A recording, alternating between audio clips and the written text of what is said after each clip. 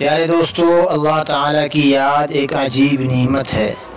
جیسے کسی پودے کے لیے پانی ہوتا ہے، اسی طرح انسان کی روحانی زندگی کے لیے ذکر کی حیثیت ہے۔ جب تک پانی ملتا رہے گا، پودا سرسبز و شاداب رہے گا۔ اس طرح انسان جب تک ذکر کرتا رہے گا، روحانی اعتبار سے سرسبز و شاداب رہے گا۔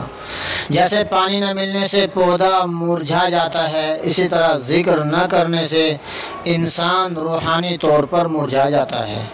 آپ نے بسا اوقات دیکھا ہوگا، کئی دفعہ چلتا پھرتا انسان اندر سے مرا ہوا ہوتا ہے، اس کا دل سویا ہوا ہوتا ہے۔ تو اللہ تعالیٰ کی یاد ایک ایسا عمل ہے جو انسان کے لیے بہت اہمیت رکھتا ہے۔ قرآن مجید میں اس کے بہت سارے فوائد بتلائے گئے ہیں۔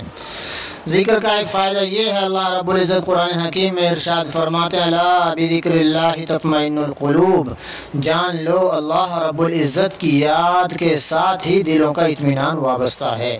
جو آدمی ذکر کرتا ہے اس کے دل کو سکون ملتا ہے۔ شاعر تو یوں کہتا ہے، نہ دنیا سے نہ دولت سے نہ گھر آباد کرنے سے تسلی دل کو ہوتی ہے خدا کو یاد کرنے سے۔ اللہ رب العزت کی یاد میں دلوں کا اطمینان ہے، دل کی بے چینی ختم ہو جاتی ہے۔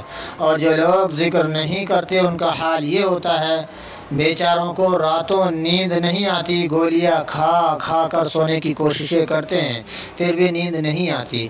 اور جو اللہ کی یاد کرنے والے ہیں، سبحان اللہ، پریشانیاں اپنی جگہ پر سکون کی زندگی گزارتے ہیں۔ کتنی تسکین ہے وابستہ تیرے نام کے ساتھ، نیند کانٹوں پہ بھی آ جاتی ہے آرام کے ساتھ۔ اللہ رب العزت کے ذکر میں ایک عجیب سکون ہے، طمانینت قلب نصیب ہوتی ہے۔ کام کاروبار گھر بار چوطرف کی پریشانیاں ہوتی ہیں، مگر ذکر الہی سے سکون مل جاتا ہے، دل میں ٹھنڈک آ جاتی ہے۔ اس لیے کثرت کے ساتھ اللہ رب العزت کا ذکر کرتے رہنا